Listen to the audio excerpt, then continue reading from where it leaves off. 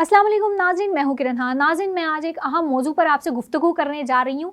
वो ये है कि पाकिस्तान में जितने भी वज़ीर आज़म आए वो अपनी मुद्दत पूरी नहीं कर सके। आज इसी पर रोशनी डालेंगे, और अगर इस हवाले से आपके पास भी कुछ इजहार राय है तो हमारे कमेंट बॉक्स जो है आपके इजहार राय का हमेशा इंतज़ार करता रहता है, तो आप अपनी राय का इजहार कर सकते हैं। नाज़रीन, पाकिस्तान की 76 साला तारीख में कोई भी वज़ीर आज़म जो है अपनी मुद्दत पूरी नहीं कर सका। क्या वजह है? और आज के इस प्रोग्राम में मैं आपको 18 वज़ीर आज़मों के नाम बताऊंगी, जिनमें से नंबर 8 और नंबर 18 आपस में एक मुमासलत रखते हैं। उनके बीच में ताल्लुक़ क्या है और उनको क्यों निकाला गया और उनको क्यों सज़ा दी गई, इस पर भी हम बात करेंगे। बढ़ते हैं पहले वज़ीर आज़म की जानिब। पहले वज़ीर आज़म थे लियाकत अली ख़ान, जिनको अवामी जलसे में शहीद कर दिया गया था। दूसरे नंबर पे थे ख्वाजा नाज़मुद्दीन, जिनसे ज़बरदस्ती इस्तीफ़ा लिया गया। तीसरा नाम है मोहम्मद अली बोगरा साहब, जिनसे ज़बरदस्ती उनसे भी इस्तीफ़ा लिया गया। अभी ये नाम आगे बढ़ते जाएंगे, और भी बहुत सारे लोग हैं, आप अभी इस प्रोग्राम में जानेंगे, और हम कोशिश करेंगे कि आज के इस प्रोग्राम के ज़रिए हम आपको मुकम्मल तफसीलात जो हैं फ्राहम कर सकें। चौथा नाम है मोहम्मद अली का, इनको भी काम नहीं करने दिया गया। पांचवा नाम है हुसैन शहीद सोहरवर्दी का, इनसे भी इस्तीफ़ा लिया गया, और उन्होंने बतौर वज़ीर आज़म पाकिस्तान में बहुत सारे काम किए हैं, लेकिन इसके बावजूद जो है इन्हें निकाल दिया गया। और बड़ी हैरत अंगेज़ बात है कि जो भी शख्स पाकिस्तान में आता है, कुछ तब्दीली लाना चाहता है, उसको इस तरीके से निकाला जाता है। खैर, इसके बाद बात करते हैं छठे नंबर की। छठे नंबर पर आते हैं आई चंद्रीगर, इनसे भी इस्तीफ़ा लिया गया। और इसके बाद बात करते हैं सातवें नाम की, और सातवां नाम है फ़िरोज़ खान का, इनसे भी इस्तीफ़ा लिया गया, काम नहीं करने दिया गया। इसके बाद बात करते हैं जुल्फ़िकार अली भुट्टो साहब, जो कि 8वें नंबर पर हैं, जिनको फांसी दी गई थी।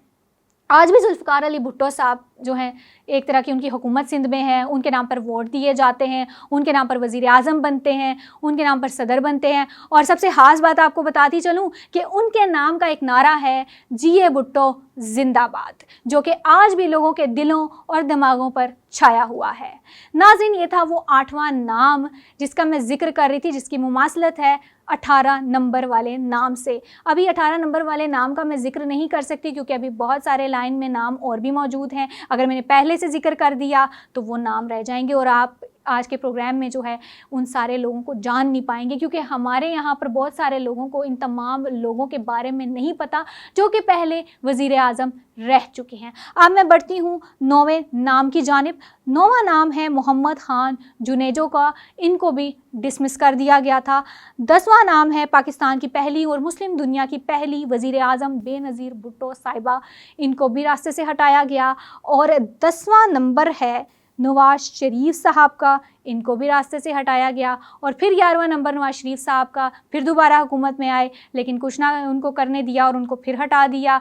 और इसके बाद जो है 12वें नंबर पे जो है दोबारा ये बेनज़ीर भुट्टो साहिबा दोबारा आई थी, लेकिन उनके साथ जो हुआ, नाज़रीन इस प्रोग्राम में उसका ज़िक्र करके कहूँगी कि दिल दहल जाएगा। वो वाक़या आप सबको याद होगा अच्छे तरीके से कि उनको किस तरीके से हटाया गया था रास्ते से। ये काफ़ी एक अफसोसनाक जो है ये वाक़या है। इसके बाद जो है 13वें नंबर पे दोबारा आए थे नवाज शरीफ साहब, इनको फिर काम नहीं करने दिया गया था। 12 अक्टूबर 1998 में जो है मार्शल लॉ लगाकर इन्हें हटाया गया। और उसके बाद आए थे बरसरे इक़्तिदार में मुशर्रफ साहब, जिन्होंने 10 साल तक हुकूमत की, और उनके दौरे हुकूमत में जो है 14वें नंबर पर थे, जो नाम है मीर ज़फ़रुल्लाह जमाली साहब का, जिन्होंने ये कहा था कि वो जमहूरी आज़ादी चाहते थे, और मुशर्रफ साहब से उनको थी इख्तिलाफ़ात थे, और इसी इख्तिलाफ़ात के बुनियाद पर जो है उनको हटाया गया, उनसे ज़बरदस्ती इस्तीफ़ा दिलवाया गया। 15वां नाम है शौकत अज़ीज़ का, इनको भी काम नहीं करने दिया गया। 16वें नंबर पर है यूसुफ रज़ा गिलानी, इनको जो है नाअहल करार दे दिया गया, अदालत उज़्मा की जानिब से नाअहल करार दे दिया गया। और इसके बाद 17वां नंबर था नवाज शरीफ साहब का, जिनको जो है डिस्क्वालीफाई कर दिया गया, और ताहयात डिस्क्वालीफाई कर दिया गया। अब यहाँ पर अगर मैं बात करना चाहती हूँ कि देखें, यूसुफ रज़ा गिलानी को नाअहल किया, ठीक है, अदालत उज़्मा ने, लेकिन 5 साल के लिए किया, और यहाँ पर नवाज शरीफ साहब को किया, ताहयात कर दिया।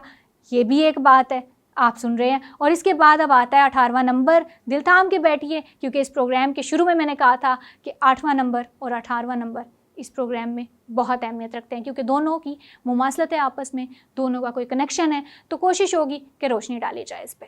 18वें नंबर पर हैं साबिक वज़ीर आज़म चेयरमैन तहरीक इंसाफ इमरान खान साहब, जिनको जो है वोट ऑफ नो कॉन्फिडेंस के ज़रिए निकाला गया, असेंबली से निकाला गया, सब आप जानते हैं। और उनका जो विजन था वो बिल्कुल जो है भुट्टो साहब से मिलता था, और ज़राए के मुताबिक जो है कहा जा रहा है कि जो भुट्टो साहब का हाल हुआ वो इमरान खान साहब का भी होगा। खैर वल्लाह आलम, वो तो वक्त ही बताएगा। नाज़रीन, भुट्टो साहब को हाल ही अपना उनका नुकसान नहीं हुआ था, उनकी फैमिली के साथ भी ऐसा हुआ था। उनके 2 बच्चे और 1 बेटी, उनको जो है कत्ल कर दिया गया था, और भुट्टो साहब को जो है एस्टेब्लिशमेंट खुद लेकर आई थी, और जनरल अयूब खान को वो डैडी कहते थे। उसके बाद भुट्टो साहब वक्त गुज़रा, भुट्टो साहब को समझ आई, उन्होंने जो है वक्त के साथ चीज़ों को अवेयर किया, देखा, और उनका विजन बदला। उन्होंने सोचा कि हमारी जो मुल्क पाकिस्तान है इसको खुद मुख्तार होना चाहिए, इसको आगे बढ़ना चाहिए।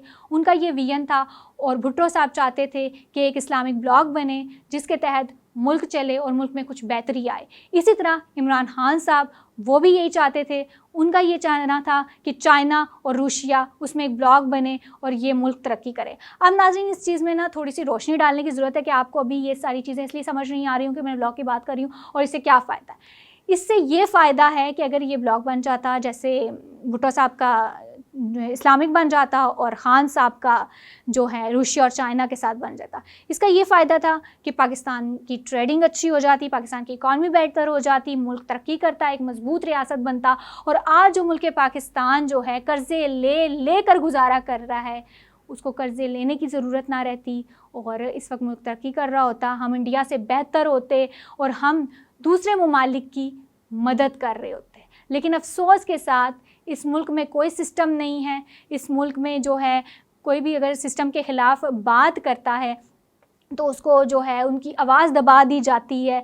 बड़े अफसोस से ये कहना पड़ता है मुझे।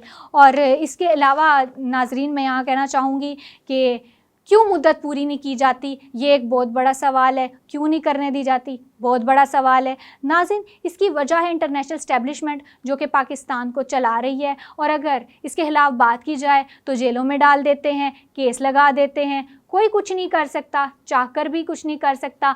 हमारे यहाँ सहाफ़ी अगर आवाज़ उठाते हैं तो उनको बंद कर दिया जाता है, गायब कर दिया जाता है। रिसेंट आपने बहुत सारे केस देखे हैं, आपने ये भी देखा होगा कि बहुत सारे सहाफ़ी गायब हुए हैं, और हमारी सहाफ़ी बरादरी में एक जो है ना दुख की फ़िज़ा जो है अब तक फैली हुई है कि हमारा जो है एक सहाफ़ी दोस्त इमरान रियाज़ खान अब तक जो है गायब है, उसका कोई अता पता नहीं। उसकी भी एक आवाज़ थी, वो भी दिल एक बहादुर इंसान था और वो बोल पड़ता था, उसको भी जो है उड़ा लिया इन लोगों ने। नाज़रीन, भुट्टो साहब और ख़ान साहब, इनका विजन एक था, ये मुल्क को जो है तरक्की करता हुआ देखना चाहते थे।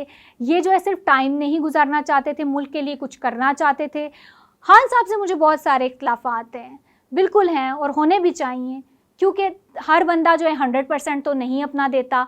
तो मुझे बहुत सारे इख्तिलाफ़ात ज़रूर हैं, लेकिन एक चीज़ है नाज़रीन जो मैं आपसे शेयर करना चाहूँगी, क्योंकि ख़ान साहब ने यूथ को जो है एक बूस्ट अप किया, उनके दिलों में मुहिब्बे वतन, मोहब्बत, वतन से मोहब्बत पैदा की, उनको बताया कि मुल्क पाकिस्तान के लिए, अपने वतन के लिए हमें क्या करना चाहिए। हमारे मुल्क के तमाम नौजवानों के अंदर एक उमंग, एक उम्मीद अपने मुल्क पाकिस्तान के लिए, मोहब्बत पैदा हुई। पहले तो हम जो हमारे जो घर वाले हुआ करते थे नाज़रीन, वो हमें जो है पहले बताया करते थे, बस हम लोग सुन लेते थे और दैन एक निज़ाम चलता रहता था। लेकिन अब वक्त बदल चुका है, अब लोग जो है, लोगों में अवेयरनेस ज़्यादा है, और ये अवेयरनेस अगर मैं कहूँ कि इमरान खान साहब की वजह से है तो इसमें कोई गलत बात नहीं होगी।